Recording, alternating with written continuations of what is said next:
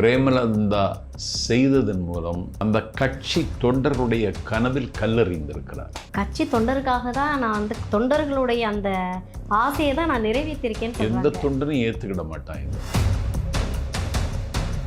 இது வரைக்குமே இருந்த அதே கூட்டணி அப்படியே திமுக கிட்ட இருக்குது.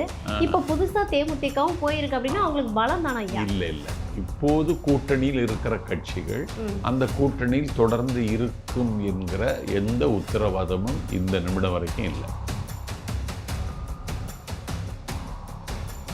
தேமுதிக திமுகக்கு வந்ததுனால இன்னும் 31 தொகுதிகள் அதிகமாக கிடைக்கிறதுக்கான வாய்ப்பு இருக்குன்னு ஒரு சர்வே ரிப்போர்ட் சொன்னதா சபரீசன் அவர்கள் தலைமையில் தெரிவிக்கப்பட்டிருக்கு. அவன் தான் அந்த கட்சியை அழிக்க போறான், அவனும் உதயநிதியும்.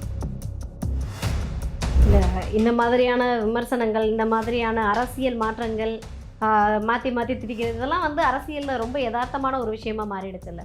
உனக்கு ரெப்ரசன்டேஷன் வேணுமானா நீங்கள் திமுகவோட சேர்ந்துருக்க கூடாது. ஏன்னா திமுகவும் தோக்க போகுது. திமுக சனி பெணம். இன்னைக்கு 5000 ரூபாய் கொடுத்தாங்க. கொடுத்துட்டு அந்த 2000 ஏன் இப்போ தான் கோடை காலம் வந்துச்சான்னு ஒரு கேள்வி எழுப்பப்பட்ட பிறகாக இந்த 2000 வந்து உங்களுக்கு எப்பவுமே வரும். நீங்கள் அறிவிக்கிறீங்கன்னா என்ன காரணம்? நீங்கள் தாவேக்கா மேலே அவ்வளோ அச்சப்படுகிறீங்கன்னு அர்த்தம். சரி, 5000 ரூபாய் கொடுத்ததுனால பெண்கள் எல்லாம் உங்கள் பக்கம் வந்துடுவாங்களா? அக்கௌண்ட்டில் ரூபாயை எடுத்துட்டு தான் எங்கள் கூட்டத்துக்கே வந்தாங்க.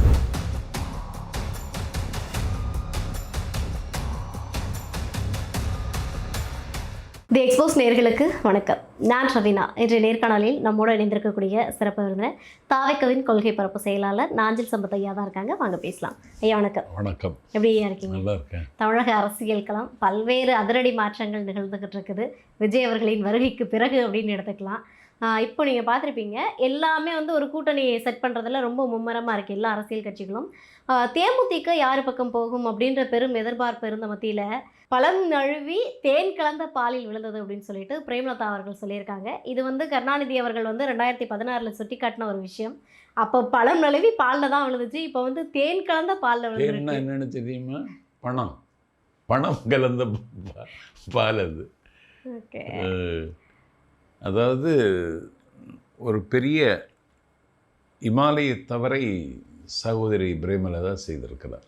திராவிட முன்னேற்றக் கழகம் அந்த ஆட்சியை அப்புறப்படுத்துவதற்கு அதில் தீவிரமாக முனைப்பு காட்டியவர் கேப்டன் விஜயகாந்த். அவர் கட்சி தொடங்கியதும் அந்த நோக்கத்துக்காகத்தான். இன்றைக்கு அந்த நோக்கம், அவர் எதை நோக்கி அந்த கட்சியை தொடங்கினாரோ அந்த நோக்கத்திற்கு மாறான ஒரு நிலைப்பாட்டை நான் பெரிதும் மதிக்கின்ற பிரேமலதா விஜயகாந்த் எடுத்திருக்கிறார்.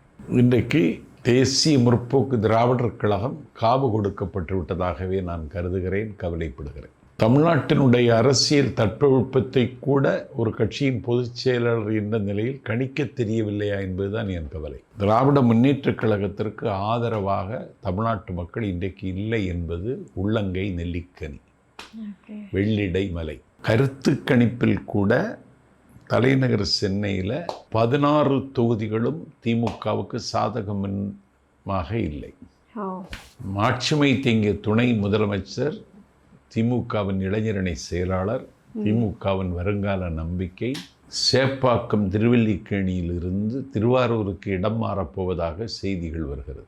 ஆகவே பலவீனப்பட்டு நாட்டு மக்களினுடைய கோபத்திற்கும் சாபத்திற்கும் ஆளாகி இருக்கின்ற திமுகவுக்கு முட்டு கொடுக்கிற வேலையை பிரேமலதா செய்ததன் மூலம் அந்த கட்சி தொண்டர்களுடைய கனவில் கல்லறிந்திருக்கிறார்.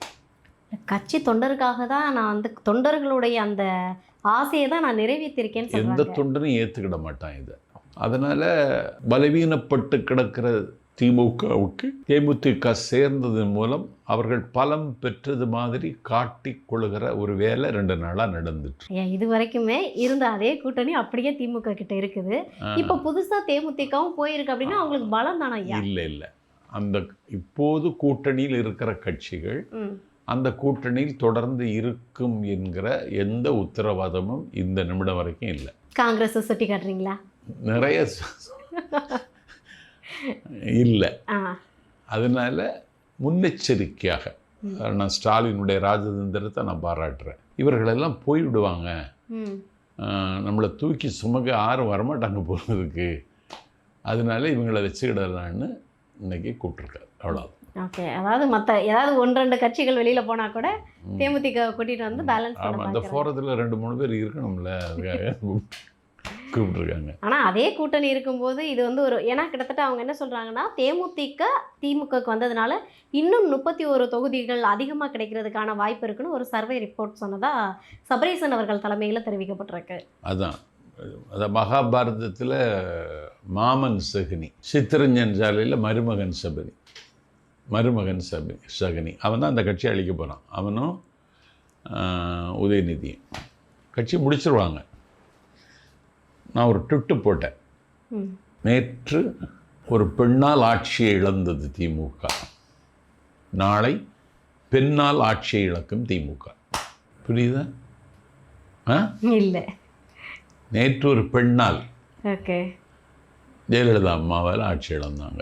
இப்போ இந்த நாளைக்கு பெண்ணால்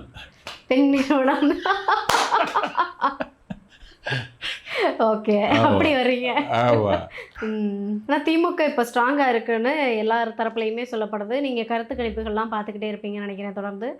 ஏன்னா அவங்களுக்கு வந்து அந்த 45% அப்படின்றது முன்னாடியே இருந்தது. இப்போ தேமுதிகவும் போனது அப்படின்றது இன்னும் ஒரு ஆட் அண்ட் மைலேஜாக தானே பார்க்கப்படுது. 45 கிடையாது, இருக்கிற கூட்டணியில் இருக்கிற கட்சிகள் எல்லாம் போயிடும். ஒரு சுமூக உடன்படிக்கை வருவதற்கு வாய்ப்பில்லாமல் முட்டு சந்தில் திமுக நிற்குது. ஜவஹர்லா மனிதநேய மக்கள் கட்சி ஏற்கனவே 3 தொகுதியில் நின்று 2 தொகுதியில் வென்ற கட்சி. அவங்க 5 தொகுதி வேணும்னு கேட்குறாங்க. திமுகவும் இந்திய யூனியன் முஸ்லீம் லீக்கும் பாரம்பரியமான உறவு. நீ மனிதநேய மக்கள் கட்சிக்கு இப்படின்னா எனக்கு 10 தொகுதி தான் அவங்க கேட்பாங்க. தொகுதி பங்கீடுல முட்ட ஆரம்பிச்சு பெரிய சிக்கல் வரும். ஓகே, ஆட்சியிலும் பங்கு, அதிகாரத்திலும் பங்கு அடிப்படை. நாங்கள் அதுக்காகத்தான் கட்சியை தொடங்கணும்னு சொல்லுகிற திருமாவளவன் பொது தொகுதி வேணும்னு கேட்பார். தேமுதிகவுக்கு எவ்வளவு இடம் கொடுக்குறியோ அந்த இடம் எங்களுக்கு வேணும்னு இடதுசாரிகள் வலதும் கேட்கும் இடதும் கேட்கும். இன்றைக்கி வந்திருக்கிற செய்தி 10 தொகுதி ஒரு ராஜ்யசபா உறுப்பினர்னு சொல்கிறாங்க. நீ 10 கொடுத்தா எங்களுக்கு 11 தரணும்னு இடதுசாரிகள் கேட்பாங்க. நாங்கள் ஏற்கனவே 2 தொகுதியில் நின்று ஒரு தொகுதியில் ஜெயித்தவன்னா எனக்கு 2 3 ஆக்கி தரணும்னு தமிமன் அன்சாரி கேட்பார். நாங்கள் தான் பிரச்சாரத்துக்கு எங்களை தான் நீங்கள் பயன்படுத்தணும், உங்களுக்கு வேறு வழி கிடையாதுன்னு கருணாஸ் நடிகர் அவருக்கு கட்சி அவர் 2 தொகுதி கேட்பார். தனியரசு ஈஸ்வரன் உங்கள் கூட துணை நிற்பான்னு நம்பிடாதீங்க, நான் தான் துணை நிற்பேன், நான் தான் இப்போ உங்களுக்கு ஈஸ்வரன், எனக்கு 2 வேணும்னு கேட்பார். அதுதான் நிலவரம். ஓகே, இப்போ கூட்டணி தொகுதி பங்கீடு, ஏன்னா இப்போ திருமாவர்கள் ரீசெண்டாக பேசும்போது என்ன சொன்னாங்கன்னா அதிகார பகிர்வு அப்படின்றது வேணும், ஆனால் நாங்கள் இப்போ கேட்க மாட்டோம். இதுக்கு காரணம் என்னென்னா இப்போ நாங்கள் ஒத்துமையாக இருந்தால் தான் பாஜகவை நாங்கள் உள்ளே விடக்கூடாது அப்படின்றது தான் இப்போ எங்களுடைய ஒற்றை நோக்கமாக இருக்குது. என்னதான் அதிமுக தலைமையில் கூட்டணின்னு சொன்னாலும் இப்போ பிரதமர் பேசும்போது ரீசெண்டாக என்ன சொல்லிட்டாருன்னா என்டிஏ தலைமையிலான கூட்டணி ஜெயிக்கும் அப்படின்ட்டு போயிட்டாரு. அவர் ஒரு பக்கம் கொளுத்தி போட்டது இப்போ என்டிஏ தலைமையிலான கூட்டணியா இல்லை அதிமுக தலைமையிலான கூட்டணியான ஒரு பெரும் பேசுபொருள் போயிட்டு இருக்கும்போது அதுக்கு திமுக கூட்டணியில் இருக்க எல்லாருமே என்ன சொல்கிறாங்கன்னா நாங்கள் கூட்டணி ஒத்துமையாக தான் இருப்போம், ஏன்னா பாஜக உள்ளே வரக்கூடாது, அதுதான் அவங்களுடைய ஒற்றை இலக்கு. பாஜக உள்ளுக்கு வந்தாச்சு இல்லை, அதிமுக ஜெயிச்சிருச்சுன்னா இன்னும் மொத்தமாக பாஜக கையில் போயிடும் சார். இல்லை இல்லை, அது அதிமுகவுக்கு அழிவு. அதிமுக முடிவுரை எழுதிடுவாங்க. ஏன்னா அதிமுக என்கிற கட்சி என்னைக்கு பிஜேபி கட்சியோடு கூட்டணின்னு முடிவு எடுத்தாங்களோ அன்னைக்கு அந்த கட்சிக்கு அஸ்தமனம் ஆரம்பித்து விட்டது. பிஜேபியை போல அதே சித்தாந்தம் உள்ள கட்சி சிவசேனா. அந்த சிவசேனா கட்சியோடு உடன்படிக்கை வைத்து கொண்ட பிஜேபி ஏகநாத் ஷிண்டேயை உருவாக்கி அந்த கட்சியை 2ஆக உடைத்தது. எடப்பாடி பழனிசாமி இப்பொழுது தமிழ்நாட்டின் ஏகநாத் ஷிண்டே.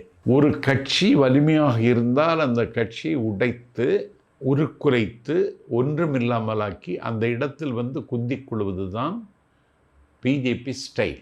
மக்கள் திலகம் எம்ஜிஆர் 1977 தமிழ்நாட்டினுடைய முதலமைச்சராக அதிகாரத்தை கைப்பற்றுவதற்கு முன்னாலே அவர் அதிகாரத்தை கைப்பற்றிய இடம் பாண்டிச்சேரி.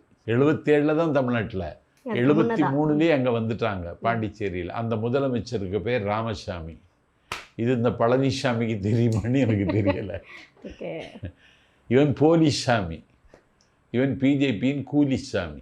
ராமசாமி எங்கள் முதலமைச்சர். இன்னைக்கு என்ன ஆச்சுன்னா, பாண்டிச்சேரியில் அதிமுக நடந்து முடிந்த சட்டமன்ற தேர்தல் அக்கௌண்ட்டை ஓப்பன் பண்ணவே முடியலை, கணக்கை தொடங்கவில்லை. பிஜேபியை அதிமுகவை பாண்டிச்சேரியில் முடிச்சிட்டாங்க. இப்போ அதே பாணியை வந்து பாஜக கையில் எடுக்குது, இங்கே வரும். ஓகே. ஸோ அப்போ திமுகவோட ஸ்டாண்ட் அப்படின்றது கரெக்டாக இருக்குல்ல, பிஜேபியை உள்ளே வரக்கூடாதுன்னா நாங்கள் பேசி எங்கள் கூட்டணி கட்சிக்குள்ளே ஸ்ட்ராங்காக இருக்கிறோம், அதிமுக ஜெயிக்கக்கூடாது, நாங்கள் தான் மறுபடியும் ஆட்சி அமைப்போம்னு சொல்லுது. ஆமாம். இப்போ திமுக ஆட்சி அமைச்சர் இந்த தடவை திமுக ஆட்சி அமைக்கிறதுக்கு வாய்ப்பு இல்லை. அதுக்கு என்ன காரணம்னா மக்கள் தான். ஓகே. மக்கள் திமுகவுக்கு எதிராக கிளம்பிட்டாங்க. என்ன கூட்டணி சேர்ந்தாலும் திமுகவுக்கு வெற்றி வாகைன்றது கிடைக்காதுன்றீங்களா? கிடைக்காது. ஏன்னா அகரம் சிறியில் எங்கள் தலைவர் 23ஆம் தேதி பேச போகிறதா செய்தி. அந்த அகரம் சீரி அந்த மைதானத்தை சீரமைக்கிற வேலை நடந்துட்டுருக்கு. மக்கள் அதை போய் பார்த்துட்டு நிற்கிறாங்க. இங்கேயா தலைவர் பேச போகிறாரு, இங்கேயா வருவார் பேசுறதுக்கு, அப்படியா அப்படின்னு அகரம் சீரியில் இந்த வேலையை பார்த்துட்ருக்காங்க. எங்கள் கட்சி நிர்வாகிகள் அதை கண்காணிச்சிட்ருக்காங்க. நாங்கள் இங்கே 2-3 கடை போடலான் இருக்கோம், போடலாமான்னு கேட்குறாங்க. திருவிழாவுக்கு தான் கடை போடுவோம். அது எங்கே? கிராமத்தில், டவுனில் இல்லை. இப்போ மயிலாப்பூர் கபாலீஸ்வரர் கோவில், இங்கே திருவான்மியூர் மருந்தீஸ்வரர் கோவில், திருவல்லிக்கணி பார்த்தசாரதி கோவில், இதெல்லாம் தலைநகர் சென்னையில் இருக்கிற புகழ்பெற்ற கோவில்கள். இங்கே திருவிழா நடக்கும் பொழுதெல்லாம் கடை போட மாட்டாங்க. நீங்கள் வெளியில் வந்துட்டீங்கன்னா, இப்போ அங்காளத்தம்மன் கோவிலில் திருவிழா, விழுப்புரத்து மேல்மலையனூரில், அங்கே கடை போடுவாங்க. அது மாதிரி தலைவர் விஜய் பேசுகிற அகரம் சேரியில் கடை போடணும்னு முடிவுக்கு வந்துட்டாங்க. கூட்டம் வரும், வியாபாரம் ஆகணும், அவங்களுக்கு ஒரு இதுதான் வெற்றிக்கு அடையாளம். இது மட்டும் போதும்னு நினைக்கிறேன். இதுதான் வெற்றிக்கு அடையாளம். திமுகவில் என்னென்னா கடையை பூட்டிடுவாங்க. இல்லை, வேறு கடைக்கெல்லாம் திறந்துருக்கு. திமுக வராங்கன்னா கடையை பூட்டிடுவாங்க, எங்கே கடையை திறக்கிறாங்க. அப்படி ஒரு மகிழ்ச்சியும் மனநிறைவும் ஒரு கனத்த நம்பிக்கையும் மக்கள் மத்தியில் விஜய் மீது குவிந்திருக்கிறது. இப்போது தேமுதிக வந்து ஒரு பக்கம் எல்லாரு கூடயுமே வந்து பேச்சுவார்த்தை நடத்தினாங்க சீட்டுக்காக அப்படின்னு ஒரு பார்வை இருந்தாலுமே, தாவிக்க கூட போகிறதுக்குமே அவங்களுக்கு ஒரு விருப்பம் இருந்தது. இப்போ எல்லாம் இப்போ மக்கள் மத்தியிலையும் என்ன ஒரு எண்ணம் இருந்தது அப்படின்னா, இது வரைக்கும் தாவிக்க கூட யாரும் கூட்டணிக்கு வரல, அப்போ தேமுதிக இருக்காங்க, தேமுதிக ஒரு வேளை போகலாம். ஏன்னா விஜயகாந்த் அவர்களுக்கும் விஜய் அவர்களுக்குமான நட்பு அப்படின்றதும் பாசம் அப்படின்றதும் அந்தளவுக்கு இருந்தப்போ இவங்க 2 பேரும் கூட்டணி சேர்ந்தால் நல்லா இருக்குன்னு ஒரு எதிர்பார்ப்பு இருந்தது. இப்போ அந்த தேமுதிகவும் திமுகவோட போயிடுச்சு, இப்போ தாவிக கூட கூட்டணிக்கு வர்றதுக்கு யாருமே இல்லையே அப்படின்ற ஒரு கேள்வி இருக்குல்ல. திமுக கூட்டணிந்து விலகிற கட்சிகள் எல்லாம் என்கிட்ட வரும். இப்போ திமுகலேருந்து விலகுவாங்க அப்படின்னு நீங்கள் நம்புறீங்களா? உங்களுக்கு தெரியலையா? நீங்கள் ஒரு பத்திரிகையாளராக இல்லையா? ஐயா, தொடர்ந்து நம்ம கூட்டணி விஜய் அவர்கள் கொளுத்தி போட்ட அந்த நெருப்பு தான் பத்தி எரிஞ்சாலுமே வெடிக்குதான் அப்படின்னு கேட்டா இல்லையே. இப்போ வரைக்கும் அது திமுகவுக்கு எதிராக போய்கிட்டு இருக்கு ஐயா. திமுகவுக்கு எதிராக காங்கிரஸில் கருத்து சொல்கிற பிரவீன் சக்கரவர்த்தியா சௌத்ரி, அவரை காங்கிரஸில் இந்த நடவடிக்கை எடுத்து வெளியே அனுப்பினாங்களா? திமுக கூட்டணி ஆகாது என்று சொல்லுகின்ற விருதுநகர் நாடாளுமன்ற உறுப்பினர் மாணிக்க தாகூர் மீது காங்கிரஸ் மேலிடம் நடவடிக்கை எடுத்திருக்கிறதா? வெளிப்படையாகவே காங்கிரஸ் கட்சியின் சட்டமன்ற குழு தலைவர் ராஜேஷ் குமார் திமுக கூட்டணி வேண்டான்னு சொல்கிறாரு, அவர் மீது காங்கிரஸ் ஏதாவது நோட்டீஸாவது விட்டுருக்கா? இவங்களாவது கூட்டணி திமுக கூட்டணி வேண்டான்னு சொல்கிறவங்க திமுகவை கண்டம் பண்ணி பேசுகிறாரே காங்கிரஸ் கட்சியினுடைய ஸ்போக்ஸ்மேன் திருச்சி வேலுசாமி, அவர் மேலே யாராவது கோபப்படுறாங்களா? வேலுசாமி அவர்கள் வந்து இப்போ தாவேக்கு வருவாங்கன்னு நினைக்கிறேன். ஏன்னா ரீசெண்டாக ஒரு விவாதம் பார்த்தேன், அதாவது காங்கிரஸில் இருக்கக்கூடிய நிர்வாகி தாவேக்க சார்பாக பேச வர்றாருன்னு அழைக்கும் போது எல்லாருக்கும் ஒரு ஷாக். காங்கிரஸ்ல இருந்துக்கிட்டு தாவேக்க சார்பாக தாவேக்காவை ஆதரித்து எப்படி பேச முடியும்? காங்கிரஸில் அந்த இது உருவாயிடுச்சு. திமுக கூட இருக்கக்கூடாது என்ற முடிவுக்கு காங்கிரஸ் கட்சி வந்தாச்சு. ஆனால் நீங்கள் ஒரு நாளைக்கு முன்னதாக பார்த்துருப்பீங்கன்னு நினைக்கிறேன், கேசி வேணுகோபால் அவர்கள் என்ன சொல்லியிருக்காங்க அப்படின்னா, கூட்டணி சார்ந்து தனி மனிதர்கள் பேசும்போது அது வந்து கூட்டணி விவகாரமாக இருக்காது, அது தனி மனித கருத்து அப்படின்னு சொல்லி எங்கள் கூட்டணி ஸ்ட்ராங்காக தான் இருக்குது அப்படின்னு ஒரு முற்றுப்புள்ளி வச்சுருக்காங்களே. இல்லை நாங்கள் அறிவிக்கிற வரைக்கும் நீங்கள் எதையும் அறிவிக்கப்படாது, எதையும் பேசக்கூடாதுன்னு சொல்லியிருக்காரு. அவங்க அறிவிப்பாங்க. மேலிடத்துல இருந்து வரும். ஆமாம். ஓகே. இப்போ வந்து விஜய் அவர்கள் அந்த விக்ரவாண்டியில சொன்ன ஆட்சியில் பங்கு அதிகாரத்தில் பங்கு அப்படின்ற விஷயம் யாரை நோக்கி? அது பொலிட்டிக்கல் பாம்புன்னாரு எங்கள் ஆளு தலைவர். வெடிச்சிட்டு இருக்கு. அது யாரை நோக்கி வச்ச அந்த கருத்து அப்படின்னு எடுத்துக்கலாம் நம்ம. ஆட்சி அதிகாரத்தில் பங்குன்னு சொன்னதுனால தான் இந்த அதிர்வு தான் அந்த இன்னைக்கு வெடிச்சிட்டு இருக்கு. அவங்களுக்கு ஆட்சி அதிகாரத்தில் பங்கு கொடுக்கல, கொடுக்க மாட்டாங்க. ஆனால் இன்னொரு பார்வை இருக்கு இல்லையா? இப்போ தேமுதிக வந்து திமுகவுக்கு போனதுக்கு ரீசன் என்னன்னா, நம்ம அதிமுக கூட போனால் கிடைக்கக்கூடிய அந்த 4 தொகுதியா 5 தொகுதியில் கூட நம்ம வந்து ஜெயிக்க முடியாது, திமுக கூட போனால் அந்த 5 தொகுதியாவது ஜெயிக்க முடியும் அப்படின்ற ஒரு மனநிலை இதில் தான் போயிருக்கு. அப்படி இல்லை. தேன் கலந்துட்டாங்கல்ல பாலில். ஆமாம், அதுதான். இது வெற்றி வாகைக்காகலாம் கிடையாது, வெறும் தேன் கலந்துருக்காங்க. தேனுக்காக. ஓகே. இப்போ வந்து விஜய் அவர்கள் கூட காங்கிரஸ் மட்டும் கூட்டணிக்கு வந்தா வரும் அப்படின்னு நீங்க எதிர்பார்க்குறீங்களா? இல்லை, தேன் இருக்கு. எறும்பு எங்க போகும்? வண்டு எங்க போகும்? மலர்கிட்ட. தேனிட்ட தான் போகும்.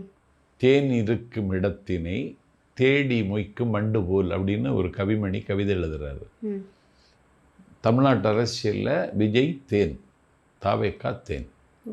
இந்த தேன் இருக்கும் இடத்தினை தேடி மொய்க்க வண்டுகள் வந்து கொண்டிருக்கிறது. இன்னும் எவ்வளோ நாளையா? நமக்கு டைம் இல்லை. அதெல்லாம் மார்ச் 8க்கு முன்னே எல்லாத்தையும் முடிச்சிருவோம். ஓகே. அதுக்குள்ள கூட்டணி அப்படின்றது எல்லாம் செட் ஆகிடும். ஒருவேளை வந்து தேன் அந்த பக்கம் இருக்குன்னா தேமுதிக அந்த பக்கம் போயிருச்சோ? இல்லை, அவங்க நினைச்ச தேன் வேற, நான் சொல்கிற தேன் வேறு. இது ஒரிஜினல் தேன், அக்மார்க் தேன். ஓகே. ஏன் தொடர்ந்து வந்து இப்போ பாஜகவோட முதல் கருத்து அப்படின்னு பார்த்தீங்கன்னா, விஜயகாந்த் அவர்களுடைய ஆன்மா கூட பிரேமலதாவை மன்னிக்காது அப்படின்றாங்க. அதுதான் உண்மை. ஏன்னா சாலை போக்குவரத்து துறை அமைச்சராக இருந்த டிஆர் பாலு ஒன்றிய அரசின் கோயம்பேடு அலுவலகத்தை குறிவிச்சு உடைச்சார். அதாவது தேமுதிகவை உள ரீதியாகவும் உடைத்து நொறுக்க வேண்டும் என்பது அவங்க திட்டம். இன்னொரு கட்சி தமிழ்நாட்டில் காலூன்றவும் கூடாது, கிளை பரப்பவும் கூடாது. அதிமுக திமுக என்பதை தாண்டி 3வது ஒரு ஆள் உள்ளே வந்துடக்கூடாது. வந்துட்டார் விஜயகாந்த், கேப்டனாகவே வந்தார். அடிச்சு நொறுக்கிட்டாங்க இந்த அலுவலகத்தை. இது தெரிந்தவர் தான் பிரேமலதா. தவறு செய்யலாம், ஆனால் தமிழ்நாட்டு அரசியலில் தெரிந்தே தவறு செய்தவர் பிரேமலதா. இல்லை, இந்த மாதிரியான விமர்சனங்கள், இந்த மாதிரியான அரசியல் மாற்றங்கள், மாற்றி மாற்றி திரிக்கிறது, இதெல்லாம் வந்து அரசியலில் ரொம்ப யதார்த்தமான ஒரு விஷயமா மாறிடுச்சுல்ல? இல்லை, அது உங்களுக்கு வந்து இது ஒரு அநியாயமான முடிவு. கூட்டணி மாறி வரும், அது வேற. ஆனால் ஒரு அல்டர்னேட்டிவ் ஃபோர்ஸாக கருதப்பட்ட கட்சி தேமுதிக. தமிழ்நாட்டினுடைய ஆப்போசிஷன் பார்ட்டி, எதிர்கட்சியாக இருந்த கட்சி தேமுதிக. அதுக்கு ரெப்ரசன்டேஷன் இன்னைக்கு தமிழ்நாடு அசம்பிளியில் இல்லை. ரெப்ரசன்டேஷனே இல்லாத அந்த கட்சி நமக்கு ரெப்ரசன்டேஷன் வேணும்னு கவலைப்பட்டிருக்கணுமே தவிர பணத்துக்காக போய் பலியாகக்கூடாது. உனக்கு ரெப்ரசன்டேஷன் வேணுமானா நீங்கள் திமுகவோட சேர்ந்துருக்கக்கூடாது. ஏன்னா திமுகவும் தோக்க போகுது. திமுக சனிப்பணம். இன்னைக்கு சனிப்பணம்னா என்னென்னு தெரியுமா? சனிக்கிழமை ஒரு பணம் விழுந்ததுன்னா தொடர்ந்து பணம் விழும். ஆமாம், அதில் தவறு பண்ணிட்டாங்க. தமிழ்நாட்டு அரசியல் இன்னைக்கு ஆல் ரோட்ஸ் லீட் ரோம், எல்லா சாலைகளும் ரோமை நோக்கி என்பார்கள். இப்பொழுது எல்லா சாலைகளும் பனையூரை நோக்கி. ஓகே. இன்னும் யாரும் வரலையே, அதுதானே கவலையா இருக்கு. வருவாங்க. இல்ல, வர்றதுக்கு முதல்ல கட்சிகள் நீங்க கவலையே பட வேண்டாம். உங்களையில கவலைக்கு ஆட்படுத்த மாட்டோம். இல்ல, வர்றதுக்கான கட்சிகள் இல்லையா, அதுதானே இப்ப கவலையே இருக்கு. இப்போ அதிகாரப்பூர்வமா காங்கிரஸ்ல இருந்து ஒண்ணு அறிவிக்கணும். ஏன்னா வந்து தொடர்ந்து நான் காங்கிரஸ் அறிவிச்சாச்சுன்னா திருமாவளவன் அறிவிப்பாரு.